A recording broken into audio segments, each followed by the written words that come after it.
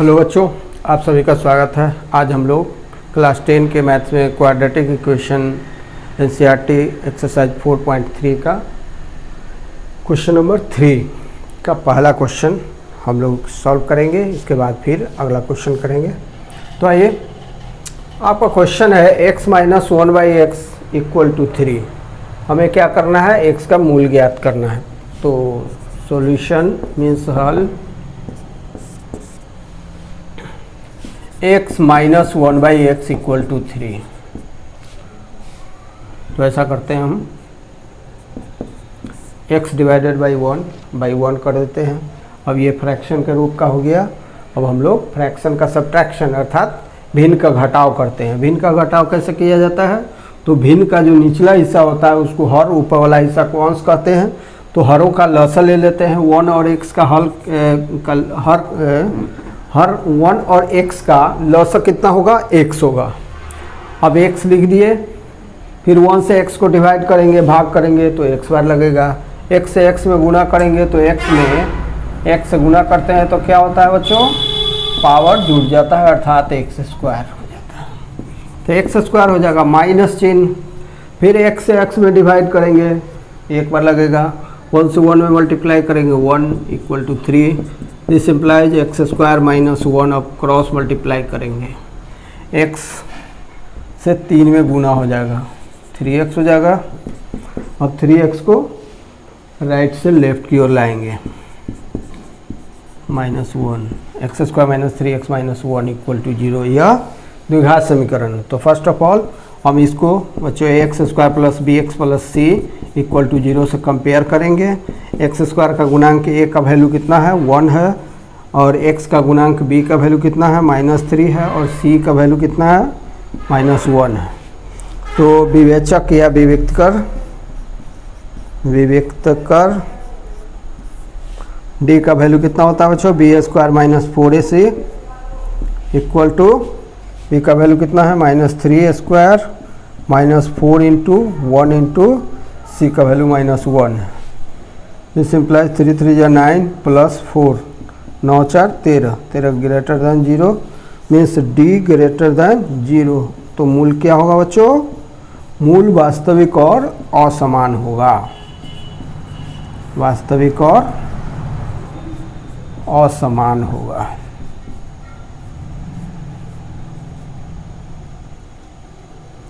असमान होगा, मूल वास्तविक और असमान। अब हम लोग मूल को निकालेंगे।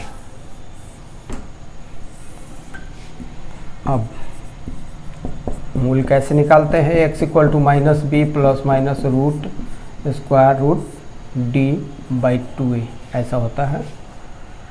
This implies x equal to minus B का वैल्यू कितना? -3। तो पहले b का वैल्यू -3 और पहले से यह माइनस है तो माइनस माइनस डबल लिखेगा, प्लस माइनस रूट डी का वैल्यू कितना आया था बच्चों?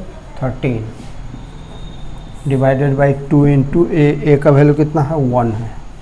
This implies x equal to minus minus plus 3 plus square root 13 divided by 2। अब बच्चों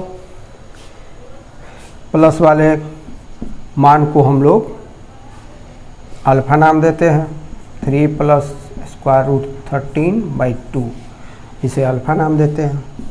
और माइनस वाले वैल्यू को, माइनस वाले रूट को हम लोग बीटा नाम देते हैं। यही दो हल हुआ। तो हल को एक ही कहा जाता है, लेकिन चूंकि समीकरण द्विघात समीकरण है इसलिए इसके दो हल होंगे, x का 2 मान होगा। हमारा दूसरा प्रश्न है 1/x plus 4 minus 1/x minus 7 equal to 11/30। x not equal to -4, x not equal to 7। तो बच्चों ये जो बगल में लिखा रहता है इसका क्या मीनिंग है? तो इसका मीनिंग यही है कि 1/x का वैल्यू अगर -4 हो जाए तो जो ये भिन्न है 1/x प्लस 4 उसका मान बच्चों कितना हो जाएगा? 1/-4 प्लस 4, ये दोनों कट जाएगा, प्लस माइनस है तो 1/0। 1/0 क्या होता है? अनडिफाइंड होता है, नॉट डिफाइंड। या अनडिफाइंड लिखिएगा, अपरिभाषित, अपरिभाषित, अपरिभाषित। तो इस तरह से आपका प्रश्न गलत हो जाएगा। इसी तरह से दूसरे वाले में भी x 1/x माइनस 7, 1/x का वैल्यू कितना 7 रखा हुआ है, 7 माइनस 7 तो कितना हो जाएगा बच्चों 1/7 माइनस 7 0। तो 1/0 0 से जब 1 में भाग देते हैं तो ये कैसी संख्या आती है, अपरिभाषित, अपरिभाषित, अनडिफाइंड। तो इस तरह से डिफाइंड नहीं होगा, इसीलिए हम लोग यहाँ लिखा रहता है कि x का वैल्यू बाकी कोई भी वैल्यू हो सकता है एक्सेप्ट -4 7, -4 और 7 नहीं होगा, बाकी कोई वैल्यू हो सकता है, ताकि यह समीकरण अनडिफाइंड न हो।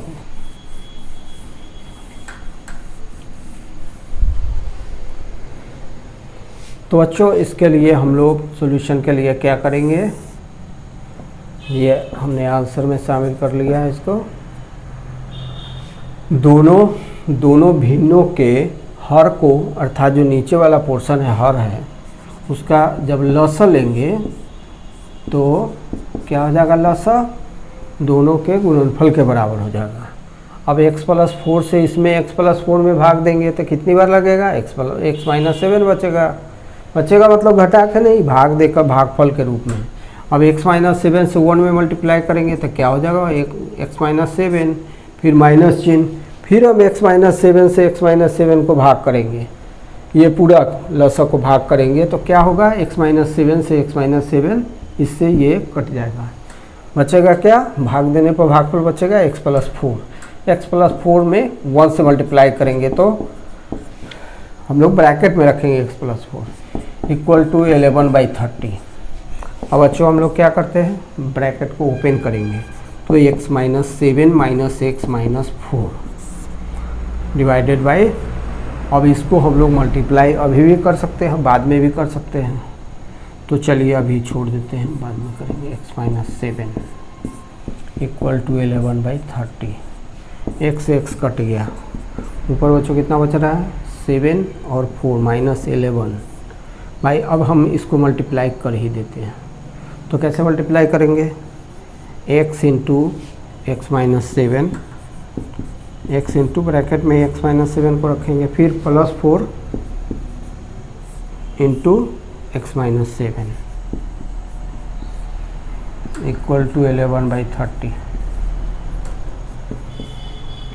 अब बच्चों इसको पहले सिंप्लीफाई करेंगे, उसके बाद तो हम लोग क्रॉस मल्टीप्लाई, तो x से x में मल्टीप्लाई करेंगे कितना हो जाएगा बच्चों, x², फिर x से 7 में करेंगे -7x, +4 से तो 4x, माइनस 7 चौक 28 माइनस 28 इक्वल टू 11/30। अब बच्चों सिंप्लीफाई करते हैं इसको, x² 4 4x माइनस 7x कितना हो जाएगा, x² minus 3x minus 28 equal to 11/30। अब हम लोग क्या करेंगे, क्रॉस मल्टीप्लाई करेंगे बच्चों, तो 11 into x² minus 3x minus 28 equal to 11 into 30 minus 11 into 30 भी लिख सकते हैं।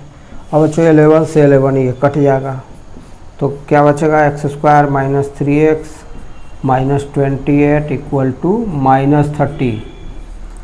11 चूँकि कट चुका है तो बचा -30। अब हम लोग क्या करेंगे, -30 को राइट साइड से लेफ्ट साइड की ओर ले आएंगे। कैसे ले आएंगे, इसको क्या कहते हैं, ट्रांसपोज करना कहते हैं, या हिंदी में पक्षांतरण करना। This implies x² minus 3x minus 28 और -30 जब राइट साइड से लेफ्ट साइड को आएगा तो -30 का चिन्ह चेंज हो जाएगा, +30 हो जाएगा equal to 0। This implies x² minus 3x plus 30 minus 28 कितना होता है 2 इक्वल टू 0। अब बच्चों इसको हम लोग द्विघाती सूत्र का उपयोग करके ही सॉल्व करेंगे। ऐसे हम लोग फैक्टराइजेशन मेथड या गुणनखंड विधि से भी कर सकते थे, लेकिन छोड़िए, इसको द्विघाती सूत्र से ही बनाएंगे। X square plus B x plus C जो कि द्विघात समीकरण का मानक रूप होता है, उससे हम लोग इसको तुलना करेंगे, कंपेयर करेंगे। ए का वैल्यू कितना हो जाएगा, ए क्या है एक्स स्क्वायर का गुणांक, यहाँ पर एक्स स्क्वायर का गुणांक क्या है 1, बी क्या है एक्स का, उसका वैल्यू कितना है, यहाँ पर एक्स का गुणांक क्या है -3, तो बी का वैल्यू -3 हो जाएगा। कांस्टेंट टर्म सी है, इसमें कांस्टेंट टर्म 2 है।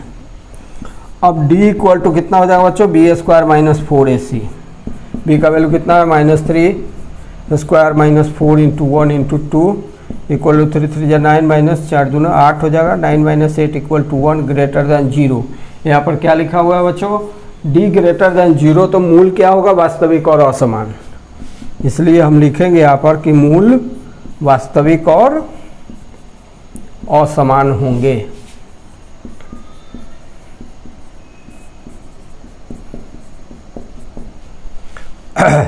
अब मूल कैसे निकालते हैं, x equal to -b plus minus root square root D by 2a equal to minus b का वैल्यू कितना है बच्चों -3, तो -3 प्लस माइनस d का वैल्यू कितना है स्क्वायर रूट 1, d का वैल्यू 1 है तो 2 इंटू a का वैल्यू 1 है। इस तरह से माइनस माइनस प्लस 3 हो जाएगा और plus minus 1/2। This implies alpha equal to कितना हो जाएगा बच्चों 3 + 1/2 इक्वल टू 4/2 इक्वल टू 2 से 4 कट जाएगा 2 बार 2, और बीटा का मान हो जाएगा 3 - 1/2 इक्वल टू 3 - 1 कितना होता है 2/2 कट जाएगा, तो कितना वैल्यू आएगा बच्चों 1। यही आपका हल हुआ, x बराबर है 2 1। या तो यहीं पर छोड़ दे या यहाँ पर, बात देखिए। तो जब भी आयु वाला कोई क्वेश्चन आता है तो हम लोग उसका वर्तमान आयु लिखते हैं। तो माना कि रहमान की वर्तमान आयु बराबर है x वर्ष। मान लेते हैं कि रहमान की वर्तमान आयु x वर्ष है। 3 वर्ष पूर्व, और 3 वर्ष पूर्व हम निकाल लेते हैं। पूर्व रहमान की आयु कितनी थी बच्चों 3 साल घट जाएगा। आज जब x वर्ष है तो 3 साल पहले कितना रहा हुआ x - 3 वर्ष, और अब से 5 वर्ष पश्चात, 5 वर्ष पश्चात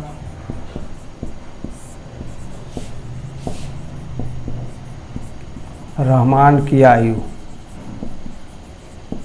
बराबर है x + 5 वर्ष, x + 5 ईयर्स। अब प्रश्न पढ़िए कि 3 वर्ष पूर्व रहमान की आयु का व्युत्क्रम मीन्स, तो उसको भी लिख देते हैं। 3 वर्ष पूर्व रहमान की आयु का व्युत्क्रम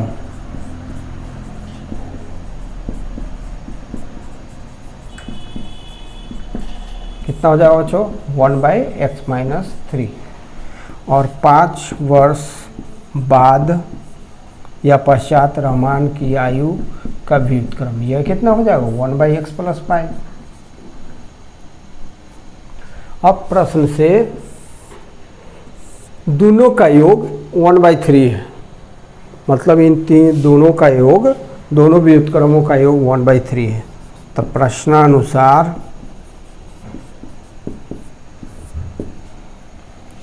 1/x - 3 + 1/x + 5 इक्वल टू कितना है 1/3 है। अब बच्चों इसे हम लोग सॉल्व करेंगे।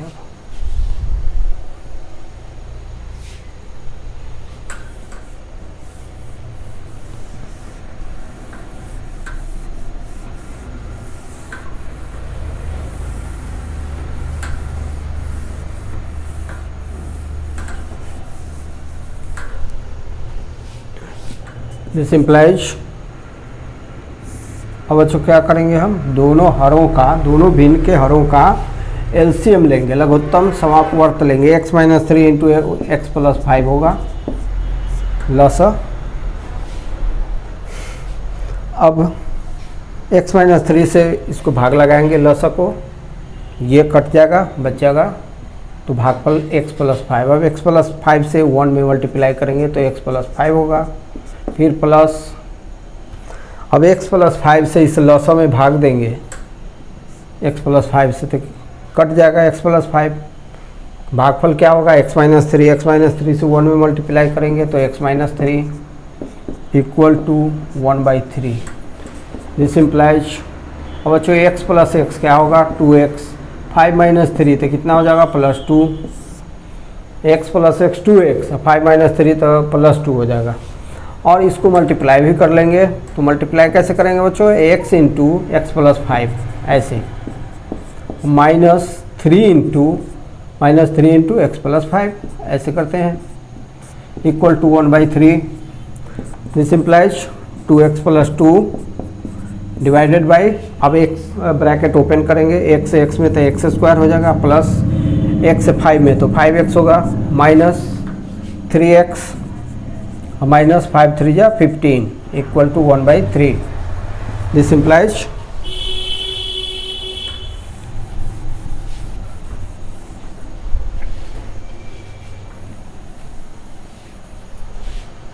तो बच्चों 2x plus 2 divided by x square, 5x minus 3x कितना हो जाएगा, कैसे घटेंगे, घटाएंगे तो देखो बच्चों ऐसे घटाते हैं,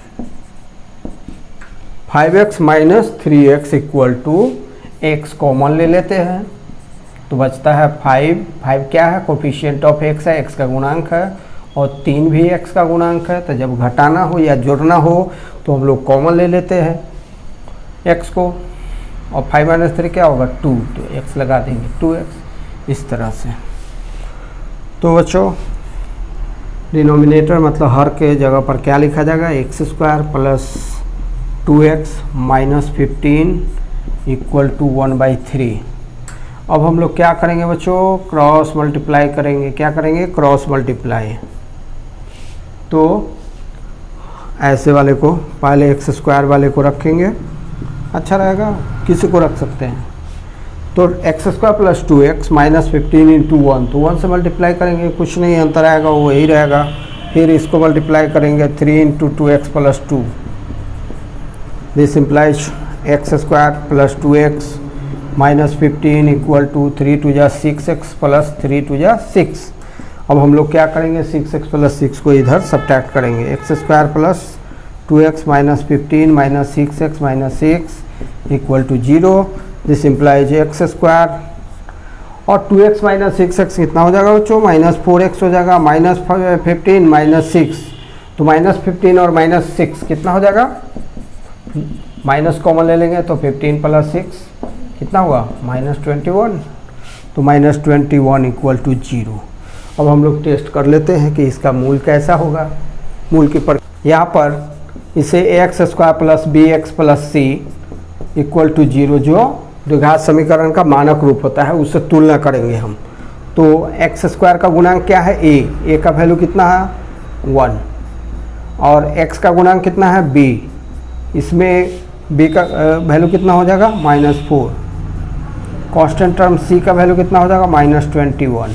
अब हम लोग क्या करेंगे, डिस्क्रिमिनेंट d विविक्त कर d बराबर है b square minus 4ac equal to implies d equal to, अब b का वैल्यू रखेंगे -4 स्क्वायर -4 इंटू 1 इंटू -21। इस इम्प्लाइज d का वैल्यू कितना हो जाएगा, 4 जा 16 माइनस माइनस प्लस हो जाएगा, 21 चौका 84 हो जाएगा बच्चों, 4 1 जा 4 4 2 जा 8 इक्वल टू 100। एक d का वैल्यू कितना है 100। This implies d greater than 0। d का वैल्यू क्या है, 0 से बड़ा है।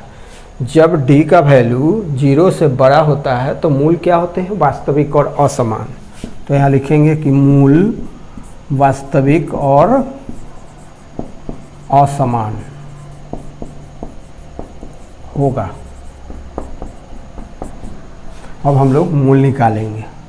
तो x equal to minus B plus minus root square root D by 2a ऐसे। अब हम लोग b, a और d का वैल्यू पुट करते हैं। तो b का वैल्यू कितना है, यहाँ पर b का वैल्यू -4 है तो -4 लिखेंगे, प्लस माइनस d का वैल्यू कितना है बच्चों, स्क्वायर रूट ऑफ 100, और a का वैल्यू कितना है 1, इतना हो जाएगा बच्चों। तो x का वैल्यू कितना हो जाएगा, implies x equal to -+4 plus minus 100 का स्क्वायर रूट कितना हो जाएगा बच्चों 10 और बटा में 2। तो एक वैल्यू का अल्फ़ा नाम देंगे, दूसरे वैल्यू का बीटा नाम देंगे। तो alpha equal to 4 plus 10/2 equal to 14/2 equal to 7, और बीटा का मान 4 माइनस 10/2 इक्वल टू -6/2, 2 से 6 कट जाएगा 3, तो बीटा इक्वल टू -3। तो बच्चों चूँकि यह द्विघात समीकरण है इसलिए 2 रूट आना ही है, इसलिए 2 रूट आया, लेकिन जो रूट माइनस में होगा वह इस प्रश्न का हल नहीं होगा। क्यों नहीं होगा, किसी व्यक्ति की आयु निगेटिव नहीं हो सकती है। तो यहाँ पर हम लोग क्या लिखेंगे, नॉट एप्लीकेबल। आप नॉट एप्लीकेबल का मीनिंग जानते हैं, हिंदी में लिखेंगे इसको अमान्य, नहीं मानेंगे। तो ये रहमान की वर्तमान आयु कितना है 7 वर्ष, रहमान की वर्तमान आयु बराबर है बच्चों 7 वर्ष, यही आपका आंसर हुआ।